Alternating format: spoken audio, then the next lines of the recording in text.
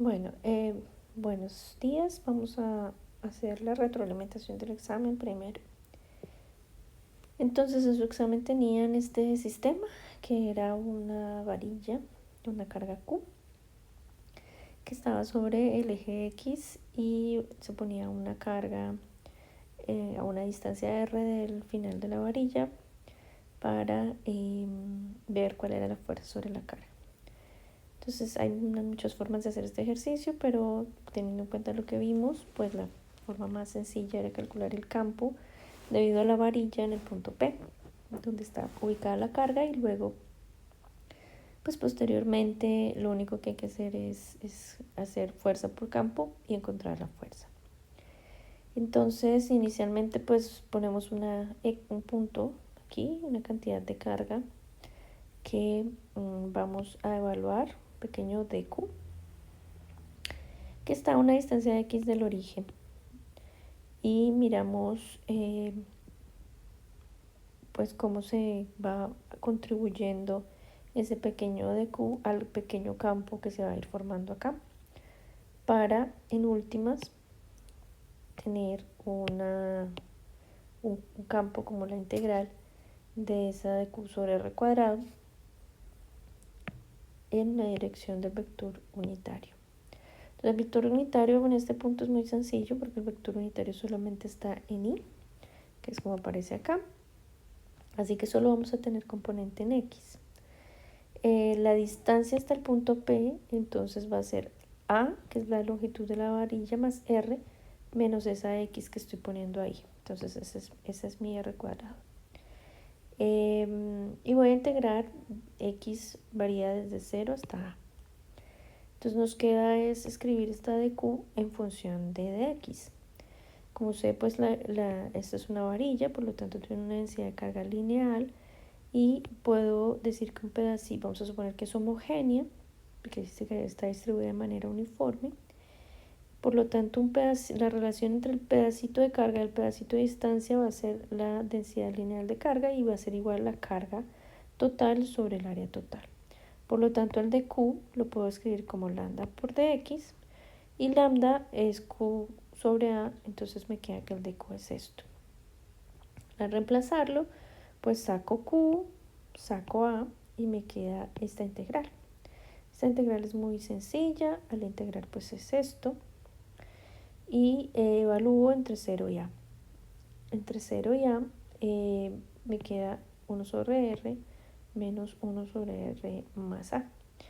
Puedo hacer un poco de álgebra, y al hacer esto, pues se van estas dos. Esta a con esta a que estaba fuera de la integral se va, y me queda que el campo es este que está aquí. Ya que tengo el campo, pues uso que la fuerza, que solamente va a tener componente en x, pues es igual a la carga por el campo, y la fuerza sobre la partícula está solamente en x, y es la constante de Coulomb, que también se puede poner como 1 sobre 4 pi epsilon 0, la carga de la varilla, la carga que puse en el punto P, y la distancia que hay entre la varilla y el punto multiplicado por esa distancia hasta la varilla. Para el segundo punto nos decían que era una esfera que tenía un radio R mayúscula y una densidad volumétrica de carga, ρ, que tiene una cavidad de radio A. Y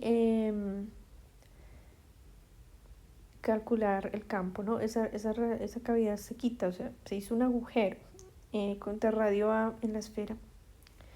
Y la pregunta es el cálculo, el campo eléctrico en cualquier punto del espacio, es decir, para cualquier R. Y vamos a suponer que el área del pedazo retirado de la esfera es A menos R.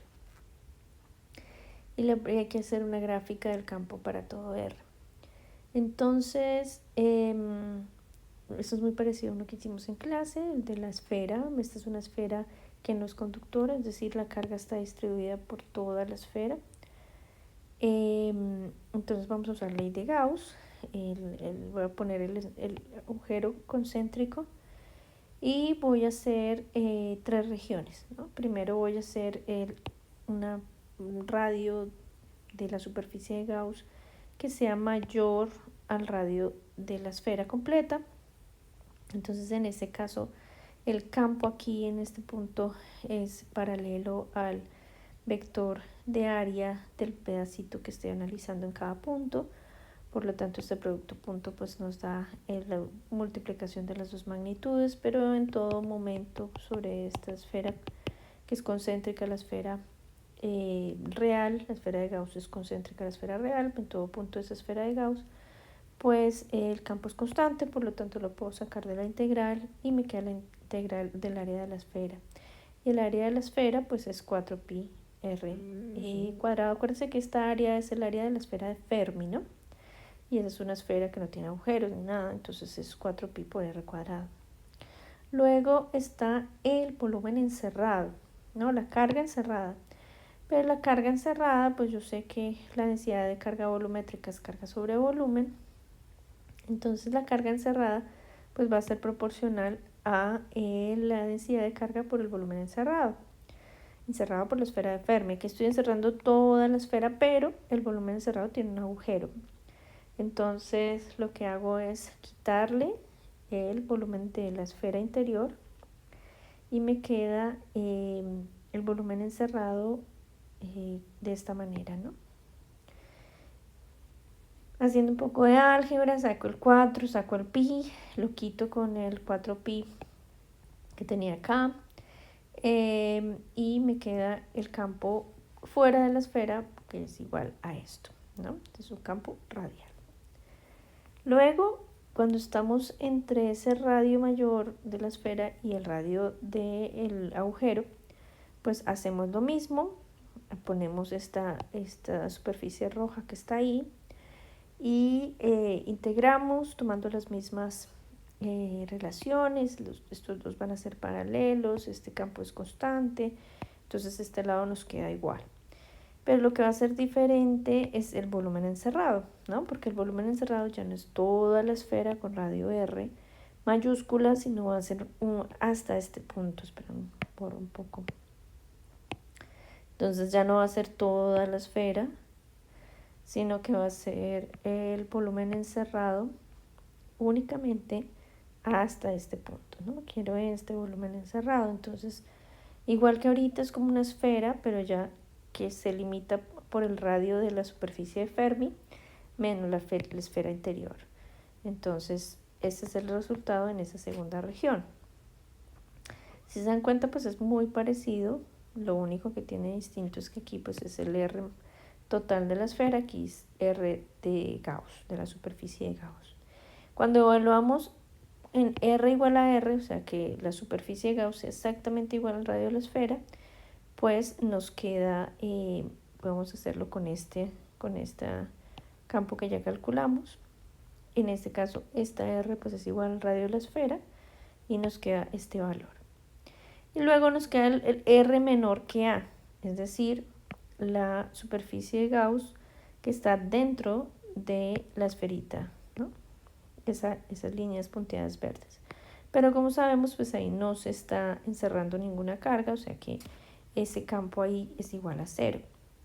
Cuando hacemos esta gráfica, pues tenemos un comportamiento como este dentro de la esfera pequeña, pues tengo A.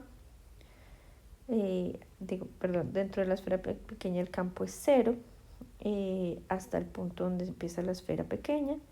De ahí, pues, esta función tiene una forma así que aumenta con una curva hasta un punto que es máximo cuando R minúscula es igual a R mayúscula, que tiene este valor, que lo calculamos. Y luego decae como 1 sobre R cuadrado aquí, ¿no? Que es el campo exterior, decae como 1 sobre R cuadrado en esa última parte. Y bien, ese era el ejercicio 2.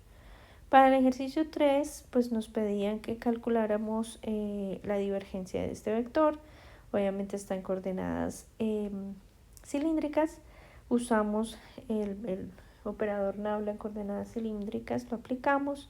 Entonces nos queda la derivada de esta componente en ρ, de esta componente en φ y de esta en z. y al hacer la derivada, pues tenemos esta divergencia, ¿no? Esta es la divergencia aplicándola sobre el vector. Más bien, nabla aplicada sobre el vector en divergencia nos da un escalar, una función escalar que como esa. En este caso nos dicen, bueno, simplificándola un poco, quitando esto, pues nos quedan últimas así. Y si queremos hacerlo más simplificado, pues nos queda esta relación. Nos dicen que lo evaluemos en un punto específico, un punto donde ρ es 2, phi es pi medios y z es 1. Y cuando hacemos esa evaluación, pues nos da que la divergencia en ese punto pues es igual a 11. Bien, para el último punto tenemos una partícula alfa que está inicialmente en reposo, por lo tanto su velocidad es 0 inicialmente y se acelera por un campo, ¿no? Entonces aquí está el campo, acelera la partícula, produce una fuerza ahí sobre la partícula cargada y la mueve, como es una partícula que tiene carga positiva, pues se va a mover en la misma dirección del campo, va a llegar a este punto y nos dice que cuando llega a ese punto llega con una velocidad de 5000 metros sobre segundo. Y nos preguntan la diferencia de potencial entre los puntos extremos del recorrido, el espacio recorrido por la partícula, nos dan la carga y la masa. Entonces aquí es muy parecido a lo que hicimos en clase. Tengo una energía inicial y una energía final. La energía inicial está conformada por la energía cinética inicial y potencial inicial y la final pues energía cinética final y potencial final. Como sabemos pues esta energía cinética inicial es 0 porque la partícula estaba en reposo y para encontrar esta energía cinética final pues tenemos todos los datos, un medio de la masa por la velocidad al cuadrado, sabemos la velocidad. Pero nos están preguntando la diferencia de potencial. Entonces sabemos que el potencial se define como energía sobrecarga, por lo tanto la energía potencial la puedo escribir como volumen potencial por carga. Entonces en vez de poner energía potencial voy a poner carga por potencial de esta manera. Despejo la diferencia de potencial y nada más es las diferencias de energía cinética sobre carga. Aquí la energía cinética inicial es 0, esta final es un medio de masa por velocidad al cuadrado, final sobre carga, reemplazo y simplemente tenemos que la diferencia de potencial es de menos 2.54 joules sobre coulomb o voltios, ¿no? Que es joules sobre coulomb. Luego, si quiero encontrar el espacio recorrido, pues tengo que encontrar la aceleración. Yo sé que la fuerza es carga por campo, en este caso está en la misma dirección el movimiento, entonces la magnitud de la fuerza pues es esta que está acá, y que esa fuerza es igual a masa por aceleración, entonces de ahí, dividiendo entre la masa, puedo encontrar la aceleración, que es de 9,85 por 10 a la 12 metros sobre segundo. Luego, para encontrar el espacio recorrido, pues tengo estas dos ecuaciones, y esas dos ecuaciones de la de abajo, donde la velocidad inicial es 0, pues puedo encontrar el tiempo en el que se demora recorriendo ese espacio entre el punto A y el punto B, que es 5.08 por esa magnitud de segundos. Y para encontrar la distancia, pues posición inicial la pongo con 0, velocidad inicial es 0, entonces me quedo solamente con esta parte de la ecuación para X, tengo la aceleración, tengo el tiempo, entonces me da que la distancia recorrida es de 1,29 por 10 a la menos 5 metros. Bien, eso por el lado de la distancia recorrida. Ahora, pues sigamos hablando del potencial. Entonces, habíamos quedado en apenas definir el potencial como la energía potencial sobre la carga. Entonces, vamos a continuar con la clase de potencial. Y vamos a hablar cómo es el potencial de un sistema de cargas puntuales. Pues como sabemos que, por ejemplo, en el caso de la carga puntual, que es el que vimos la última vez, si el potencial es la energía potencial sobre la carga y teníamos la energía potencial de un par de partículas que se da entre un par de partículas cargadas, pues tenemos el potencial, ¿no? Tuvimos la energía potencial, dividimos entre Q0 y nos queda que el potencial es igual a la carga, la constante de Coulomb sobre R.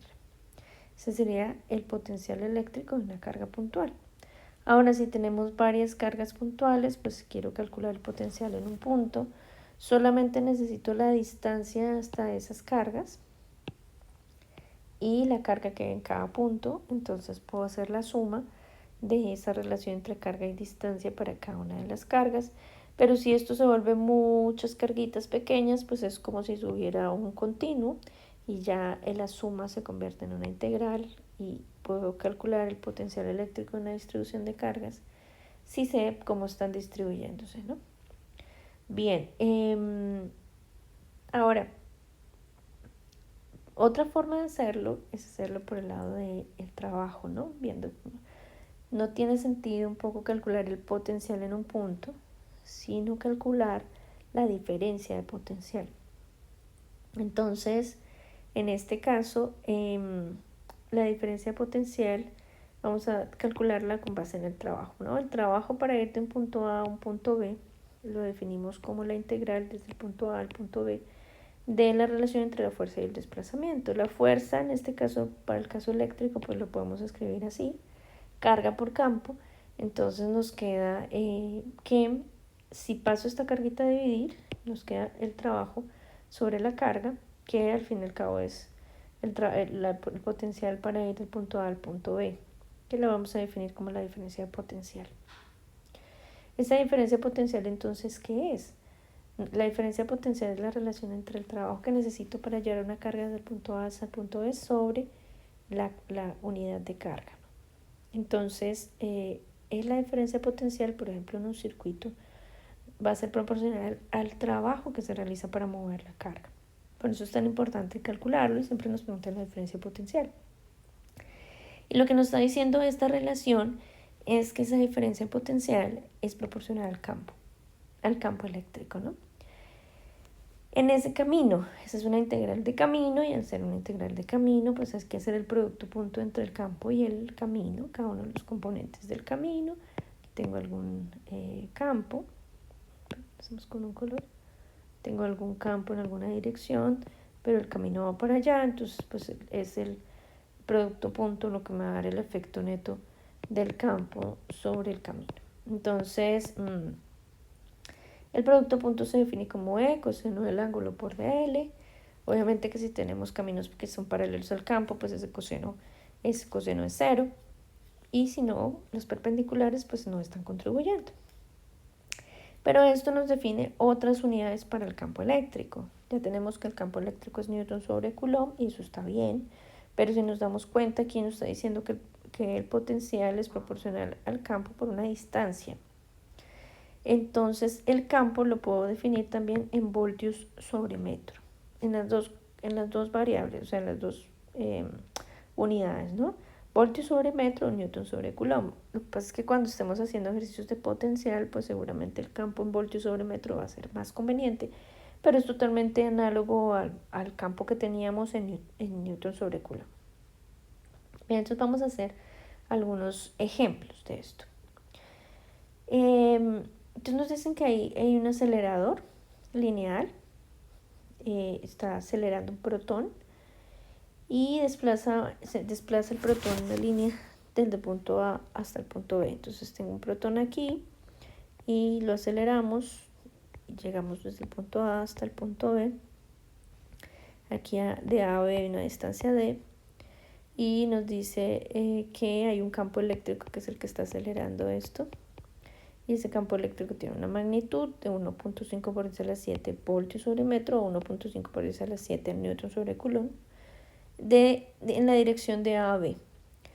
Y entonces la pregunta que nos hacen la fuerza sobre el protón, el trabajo realizado sobre por el campo y la diferencia potencial. Listo. Entonces la fuerza sobre el protón, sabemos que la fuerza es igual a la carga por el campo. Entonces, en este caso, pues la carga es la carga del protón y el campo es 1.5 por 10 a la 7 En este caso nos conviene más Newton sobre Coulomb para poder quitar así las unidades y que nos quede pues en unidades de fuerza, ¿no? Directamente. Entonces cuando hacemos este producto,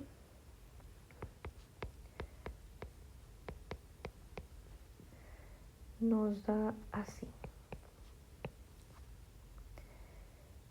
Bien, entonces esta es la magnitud, ¿no?, de la fuerza. 2.4 por 10 a la menos 12 newtons. Bien, entonces cuando tenemos esto, ya tenemos el punto A, ahora vamos a hacer el trabajo B, el trabajo realizado. Entonces el trabajo realizado pues va a ser igual a la fuerza. En este caso la fuerza pues también va en esta dirección y el desplazamiento también va en esta dirección. Entonces el producto punto entre la fuerza y el desplazamiento pues nos da simplemente fuerza por desplazamiento. Y el desplazamiento es de 0.5 metros. Entonces pues aquí la respuesta es de 1.2 por 10 a la menos 12 joules, ¿no? Por último nos dicen que encontramos la diferencia potencial. Ya sabemos que el potencial pues va a ser el trabajo sobre la carga y el trabajo ya lo sabemos. La carga es de 1.6 por 10 a la menos 19 coulombs. Entonces en este caso nos queda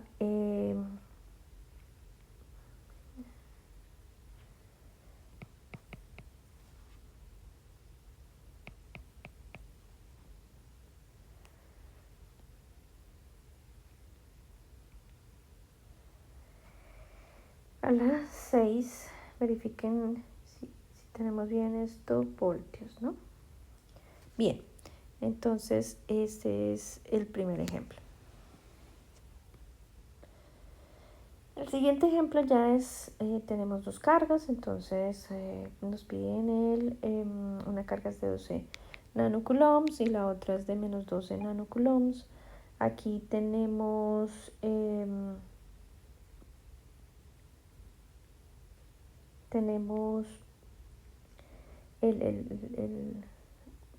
nos preguntan el potencial o los potenciales debido a esas dos partículas, el potencial debido a esas dos partículas en diferentes puntos. Entonces ahí tenemos, por ejemplo, el punto A, que es un punto que está a 6 centímetros de la carga 1 y a 4 de la carga 2. El punto B, que está ya a la izquierda de la carga 1, 4 centímetros, y a con respecto a la carga 2 a la derecha serían 10 centímetros. Y nos dan un punto C, y en el punto C, ese punto C está equidistante a 13 centímetros de las dos cargas. Entonces la pregunta es cuánto es el potencial, ¿no?, en cada uno de esos puntos. Empecemos, por ejemplo, con el punto A. Entonces, en el punto A, entonces, pongámoslo aquí para el punto A, entonces el potencial va a ser la constante de Coulomb y va a ser la suma entre la carga 1, la distancia 1, más la carga 2 sobre la distancia 2, ¿no? Entonces la constante de Coulomb, la carga 1, y voy a poner la distancia. Entonces la distancia entre la carga 1 del punto A es de 0.06 metros y con la carga 2 0.04 metros, ¿no? Las cargas son iguales pero de signo opuesto, entonces la carga 1 es de 12 nanocoulombs, pongámoslo aquí de una vez. Esto es 12 nanocoulombs y esto es menos 12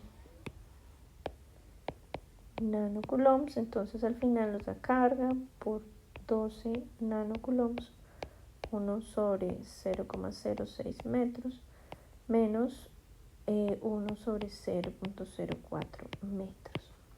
¿Listo? Y cuando hacemos pues las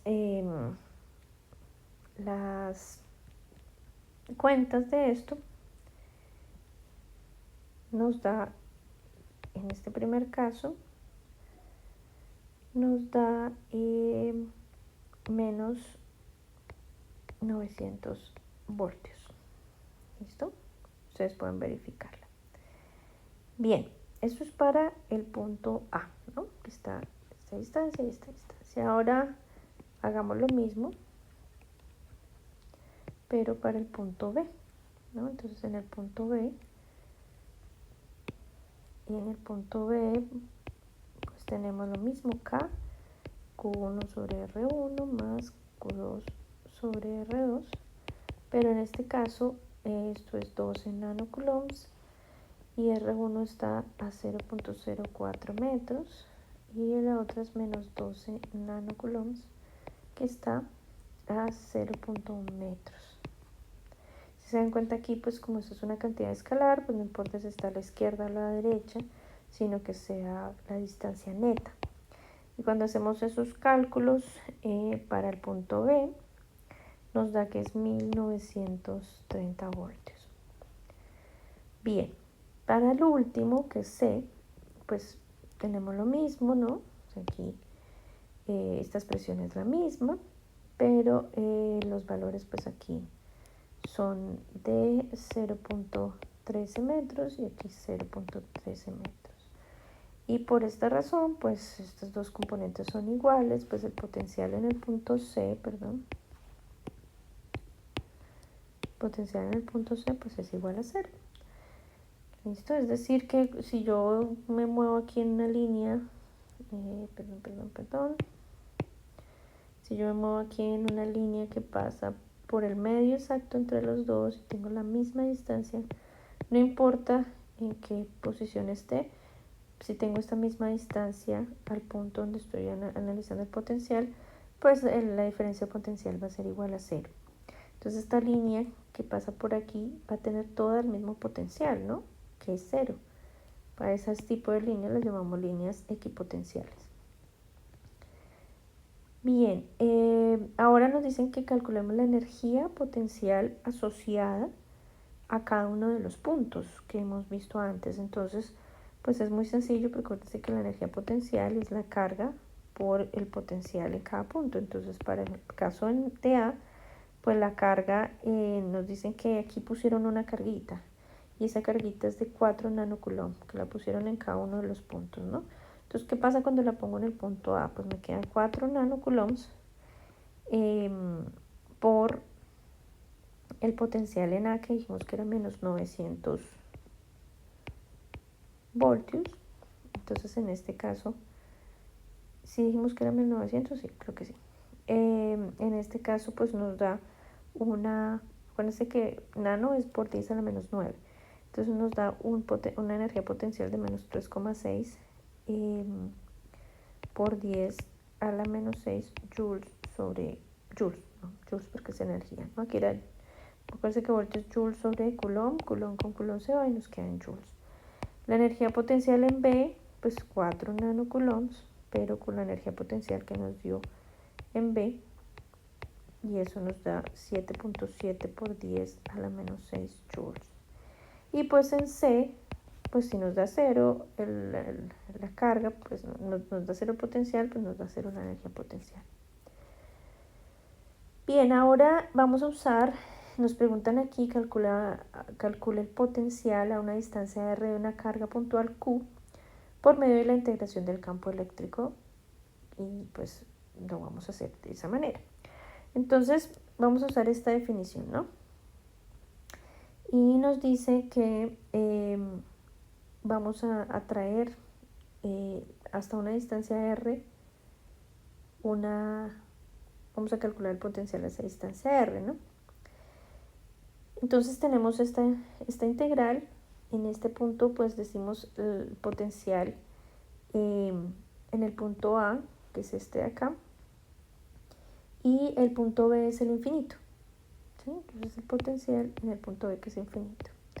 Entonces va desde A hasta infinito del campo de la partícula, pero este campo de la partícula nosotros ya lo conocemos y sabemos que es K por Q sobre R cuadrado, y la distancia del dl pues se convierte en un dr, y si nos damos cuenta pues este dl y el campo van a ser paralelos siempre, entonces este coseno es siempre 0, entonces aquí nos queda dr. Este coseno, el ángulo siempre es 0, por lo tanto el coseno de 0 siempre es 1, que siempre están paralelos, el dl, el dr y el campo. Entonces puedo hacer esta igualación. Bien, entonces simplemente integramos. Esta integral es muy sencilla, nos da menos k por q sobre r evaluado entre a y infinito, ¿no? Cuando hacemos esa integral hasta infinito, pues cuando estamos en infinito, esto nos queda 1 sobre infinito, eso tiende a 0, y nos queda al final que el potencial, este potencial en infinito va a tender a 0, y nos queda solo el potencial en A, que es Q sobre R.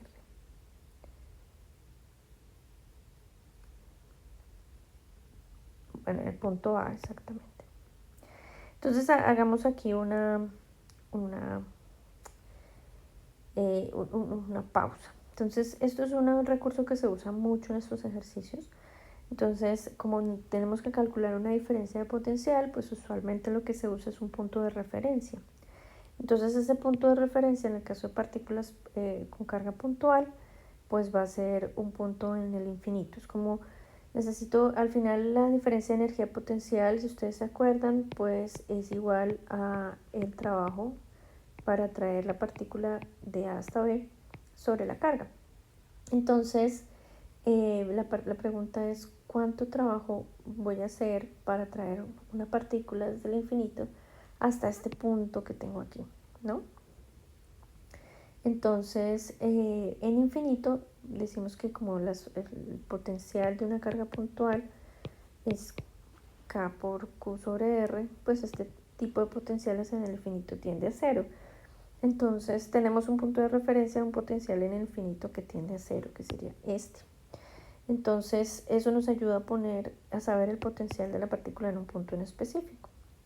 Si el punto fuera R en general, pues el potencial nos da igual que lo hemos calculado antes, que es este de acá.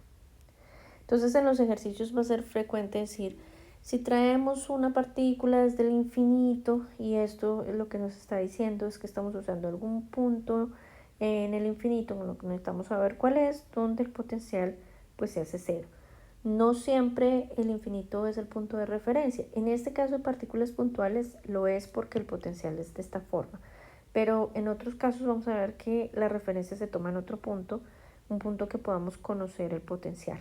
Y a partir de eso se calcula pues la diferencia de potencial. Y en este caso, pues como en el infinito es 0, pues uno puede calcular el potencial en un punto específico. Bien, aquí tenemos otro ejemplo. En este ejemplo tenemos que calcular la velocidad de la partícula. Entonces hay una partícula de polvo, nos dicen, y esa partícula de polvo tiene una masa y tiene una carga. Y esa partícula se está moviendo desde el reposo en un punto A, esta es la partícula, y se mueve en línea recta hasta el punto B. Pero resulta que ella está metida entre dos cargas, ¿cierto? Esas dos cargas pues producen un potencial en cada uno de esos puntos, ¿no? Hay dos cargas con igual magnitud, pero diferente signo, que están distanciadas a 1 centímetro del punto A 1 centímetro del punto B, y por lo tanto están produciendo un potencial sobre ese punto. Entonces la pregunta es la velocidad final, o sea que tengo que hacer aquí que la energía inicial o en el punto A pues va a ser igual a la energía en el punto B. Y la energía en el punto A pues va a ser cinética y va a ser potencial. Y en el punto B va a ser cinética y potencial también. Entonces, pero en el punto A nos dice que parte en reposo, entonces esta cinética es 0. Y para encontrar la velocidad, pues sabemos que hay una diferencia de energía potencial. Entonces, por ejemplo, U A menos UV, pues nos va a dar en últimas esa energía potencial final. También sé que si puedo escribir cada una de estas como Q por potencial, Q por potencial en B. Y aquí nos queda la diferencia de potencial, que si te dan cuenta la diferencia de potencial es el punto primero menos el punto final, ¿no? El punto inicial menos el punto final, no es un delta como estamos acostumbrados. Entonces, en últimas, la diferencia potencial pues va a ser igual a la energía cinética sobre Q, y así pues vamos a poder encontrar la velocidad dependiendo de esa energía potencial. Entonces podemos solucionarla aquí, más bien hagámoslo de esta manera. Entonces la energía cinética va a ser un medio de la masa por la velocidad final al cuadrado, y va a ser igual a Q por la diferencia de energía potencial, no de energía potencial. Por lo tanto, la velocidad va a ser la raíz de 2 veces Q sobre la masa, ¿no? Entonces, la masa la tenemos, la carga la tenemos, solamente nos falta encontrar la energía potencial o el cambio de energía potencial. Entonces, para encontrar el cambio de energía potencial, pues primero vamos a calcular el potencial en el punto A, ¿no? Entonces, el potencial en el punto A va a ser igual a la suma de los potenciales debidos a la carga 1, que será carga 1 sobre distancia 1, más carga 2 sobre distancia 2. Las cargas son iguales, entonces me queda 1 sobre R1, y respecto al punto A, pues R1 es 0.01 metros, y R2 es 0.02 metros. ¿Listo? Entonces, cuando hacemos ese cálculo de esa, pues tomamos la carga. Esta carga es la carga de 3 nanocoulombs, o sea, la producida por estas partículas que están exteriores. Entonces, en este caso, cuando reemplazamos, nos queda que esto es 1350 voltios. En el punto B hacemos exactamente lo mismo. Ahora tomamos la distancia hacia el punto B. Entonces, la carga es la misma. Perdón, aquí es un menos, ¿no? Porque la carga en este punto es negativa. Así me da 1350. Entonces nos queda carga 1 sobre, perdón, la carga ya la saqué. Y me queda 1 sobre R1, pero R1 al punto B, vamos a borrar un poco estas líneas. En el punto B, R1 es 2, ¿no? Entonces 0.02 metros menos al punto 2, esta sería R2, menos 1.00 metros. Y cuando hacemos esto con 3 nanocoulombs aquí, pues nos queda que esto es menos 1350 voltios. O sea, da exactamente lo mismo, solo que cambiamos el signo, ¿no? Por lo tanto, la diferencia de potencial, pues me queda 1350 voltios menos 1350 voltios. Entonces, esto nos da 2700 voltios. Listo, entonces ya tenemos la diferencia potencial que necesitamos aquí. La masa nos la da el ejercicio. Simplemente reemplazamos, y cuando reemplacemos, pues llegamos a que la velocidad, voy a escribirlo aquí, es de 46 metros sobre segundo. Por favor, verifíquenlo. Bien, entonces todo esto era con respecto a cargas que estaban puntuales, ¿no? Una carga puntual aquí, otra carga puntual allá. Ahora miremos qué ocurre cuando la carga es continua, es decir, se distribuye por alguna varilla cargada, cilindro cargado, aro, superficie, como sea. Entonces, en este caso, pues la suma se da, no tenemos no tenemos una suma de cada carga por cada distancia, sino pues que esto se convierte en una integral, ¿no? Entonces una forma de hacerlo, si sabemos la distribución de la carga, cómo está distribuida en todo el alambre, o en toda la superficie, lo que sea, pues hacemos esta integral y sabemos el potencial. Pero el más usado es la diferencia de potencial, ¿no? Que usamos hace un momento. Porque aquí pues nos permite usar el campo eléctrico que ya habíamos calculado en superficies continuas. Entonces vamos a ver algunos ejemplos. Este campo ya lo hemos calculado usando la ley de Gauss. Recuerden que hicimos una superficie aquí interior, aplicando la ley de Gauss, pues nos dice que esto bueno, es igual a la carga encerrada sobre epsilon 0. Entonces en esta, como es una superficie, una esfera conductora, pues lo que tengo es que la carga está en la superficie y esta superficie de Gauss pues no encierra nada, ¿no? No encierra carga alguna. Por lo tanto ese campo interior era 0. Y luego hicimos una exterior, ¿cierto? Y ahí sí tenemos un campo, la carga que se encierra es la carga total, entonces nos da, el campo es en todo punto en todo punto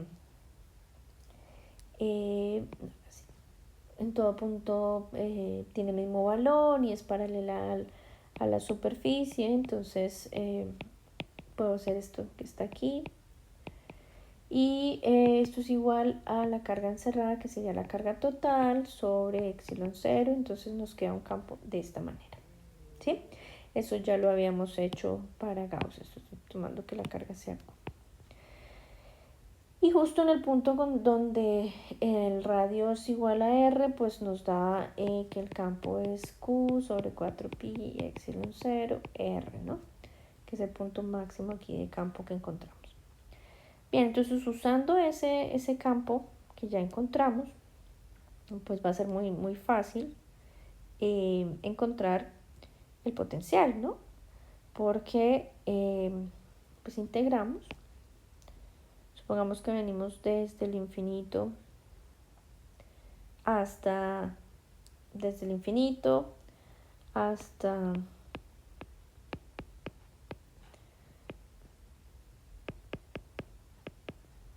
punto donde estamos ahí y hacemos esta integral. Entonces miremos, en el primer caso por fuera vamos a venir desde el infinito hasta el punto R donde estaba nuestra superficie de Gauss. Entonces vamos a tener que venimos desde el infinito hasta un punto R, ¿no? Ya te lo ponemos aquí mejor. Entonces el punto A va a ser el infinito y el punto B va a ser R. Entonces el punto A es el infinito, R. O sea, estoy viniendo desde el infinito en esta dirección. Entonces mi dl, que es un dr en este caso, pues va contrario al campo. Entonces aquí me sale un menos integral de E de R, desde el infinito hasta R. Bien, entonces el campo por fuera es este, entonces voy a usar K por la integral de Q sobre R cuadrado de R desde el infinito hasta R. Y en este caso, esta integral me da menos, entonces me queda Q sobre R desde el infinito hasta R. Y esto nos queda entonces K por Q sobre R y en el infinito es 0, ¿no? Entonces el potencial en ese punto, R, nos da K por Q sobre R, por fuera de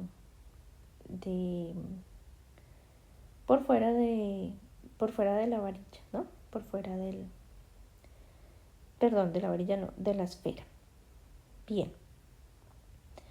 Entonces, ¿qué pasa por dentro, no?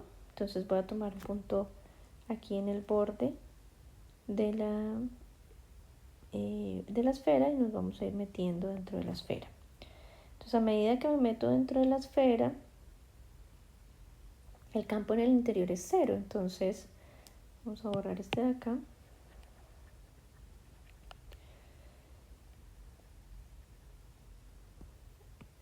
Entonces me queda el a menos b, la integral desde a b del campo punto el de r. Pero el campo aquí es 0, entonces me queda aquí el potencial en a menos el potencial en b es igual a 0, por lo tanto el potencial en a es igual al potencial en b. Y el potencial en b era justo en el borde, ¿cierto? En A, perdón, si esto era A y esto era B, pues el potencial en A era justo el del borde y eso nos dio pues K, Q sobre R, ¿no? Entonces, ¿cómo nos quedaría una gráfica de potencial con respecto a R, ¿no? Tenemos un R igual aquí al radio de la esfera y dijimos que el máximo valor que tomaba era esto. Entonces, por debajo de R, pues el potencial, perdón, por debajo de, entonces en este punto, por encima de R, para todo R minúscula mayor, pues nos da una cosa como así, ¿no? Nos da que el potencial es Q sobre K por Q sobre R, entonces varía como 1 sobre R.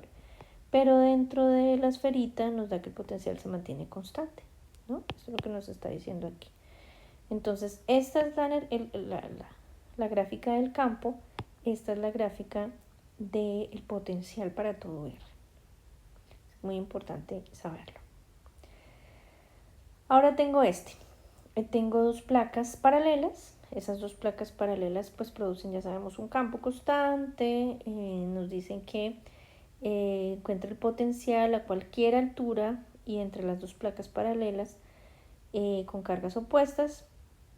Y miremos, ¿no? Entonces sabemos que cuando tengo esas dos cargas opuestas, aquí tengo el punto A, el punto B, y ahí, ¿cuál es ese potencial entre A y B?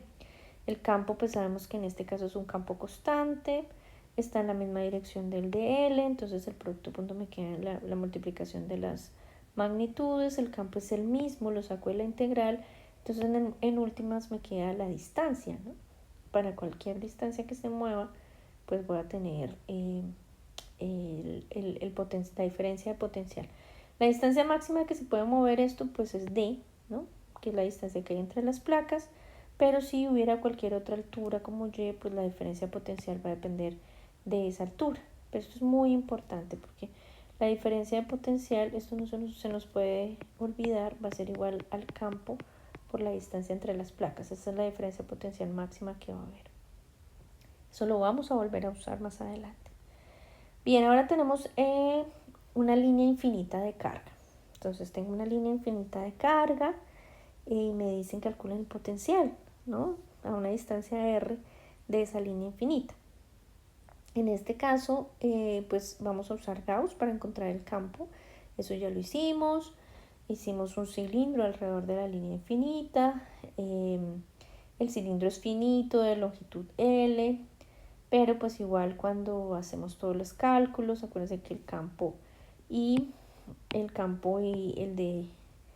el diferencial de área por las paredes cilíndricas del cilindro de Gauss que ponemos, pues son paralelas, las tapas en cambio son perpendiculares, no contribuyen, y en ese caso pues solamente nos queda el área de la región que contribuye, que sería el área del cilindro 2pi LR sin las tapas. Y nos queda que este campo es proporcional a la densidad lineal de carga de la línea sobre 2pi epsilon 0 R. Entonces vamos a usar ese campo aquí en nuestra integral, nuestra diferencia de potencial desde el punto A hasta el punto B. Entonces en este caso el punto A y el punto B pues son puntos finitos. Puede ser un punto A en un punto aquí y el punto B aquí. Entonces pues tienen un radio de distancia RA y RB. Integramos, eso nos da un logaritmo y me da que la diferencia potencial para este cilindro es pues proporcional al logaritmo de la RB sobre RA. Aquí, por ejemplo, nosotros no podemos tomar que en el infinito el potencial es 0, porque pues esto depende del logaritmo y el logaritmo de un infinito pues nos da 0. Entonces este es un caso que no podemos tomar en el infinito que el potencial sea igual a 0. Bien, en el caso del anillo, nosotros ya hemos calculado el campo del anillo, ¿no? Lo hicimos en una clase pasada, pero aquí vamos a usar el potencial como K por la integral de dq sobre R, porque esta distribución de carga es conocida, la distancia al punto pues es constante, porque si se dan cuenta pues de constante en el sentido que depende del radio del anillo y la distancia x que nosotros la fijamos. Entonces en últimas esta x pues está fija, esto también, entonces R nos quedaría esto aquí,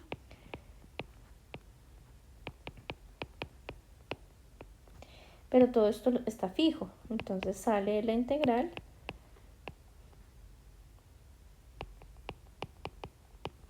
nos queda la integral de dq y pues cuando sumamos toda la carga pues nos da la carga máxima aquí, entonces nos da que el potencial es K por Q sobre x al cuadrado más a cuadrado, muy sencillo, ¿no? El anillo siempre es el ejercicio más sencillo mientras estamos en un punto simétrico, ¿no? Porque pues si estamos, por ejemplo, una cosa como acá, quiero el potencial con con esa relación, pues entonces voy a ver si x, o sea, la componente, esta distancia, pues va a variar diferente si no estoy en el centro del anillo. Bien, la línea de carga ya también la habíamos hecho, habíamos encontrado el campo, podemos usar el campo directamente para calcular el potencial, pero aquí nuevamente vamos a usar la definición de K por dq sobre R. Aquí R pues es esa que está ahí, x al cuadrado más y cuadrado, raíz. Aquí sí hay una variación, bueno, de y, ¿no? Esto no está fijo, va a ir variando a medida que voy integrando. Y necesito encontrar una relación para dq con y, ¿no? Que y es la variable. Entonces sabemos que lambda va a ser igual a c de q por un dy. Por lo tanto, el dq es lambda por dy, ¿no? Este pedacito de carga pues va a ser igual a lambda por dy. Y lo reemplazamos, entonces nos queda acá. Bueno, y lambda, pues si esto es homogéneo, va a ser la carga total sobre la distancia, que es 2 veces a. Entonces puedo dejarlo así también. Entonces me queda la integral de q sobre 2 veces a de y sobre la raíz de x al cuadrado más y cuadrado. Entonces todo esto puede salir de la integral. Y nos queda esta integral de y sobre la raíz de x al cuadrado más y cuadrado. Y cuando hacemos esa integral, pues nos queda k por q, todos 2 veces a. Y vamos a evaluar esta integral va entre menos a y a, ¿no? Y cuando hacemos esa integración nos queda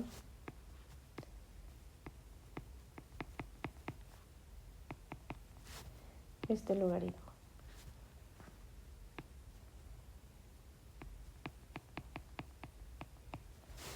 ¿Listo? Entonces este sería el potencial en el punto P de una varilla cargada. Bien, entonces cuando hacemos eso, pues podemos definir una cosa que son líneas equipotenciales. Ya hemos visto una que, por ejemplo, que era la que hemos visto que el potencial es igual a 0 en medio de descargas puntuales. Sí, ahorita hicimos la de carga puntual y vemos que para un radio específico el potencial es el mismo. Entonces, si defino diferentes radios, pues voy a tener diferentes líneas equipotenciales, que son líneas sobre las que tengo el mismo potencial en todo punto de la línea. Lo mismo pasa aquí pues en el centro, ya vimos que es así, pero también puedo hacer unas líneas equipotenciales que si ustedes hacen hacen el experimento, ¿no? Uno puede medir el potencial de esas líneas equipotenciales en unas distribuciones de carga. Si en la parte de mediciones experimentales ya lo hicieron, pues uno puede ir aquí con la punta del galvanómetro, bueno, lo que sea que les hayan dado, multímetro, y puede ir mirando, verificando que una línea equipotencial tiene el mismo voltaje. Bien, entonces las actividades relacionadas con esta clase van a ser unos ejercicios que les voy a dejar. Estos ejercicios los deben desarrollar porque pues, van a ser parte de la sesión de ejercicios que hacemos al final para el segundo examen. Muchas gracias.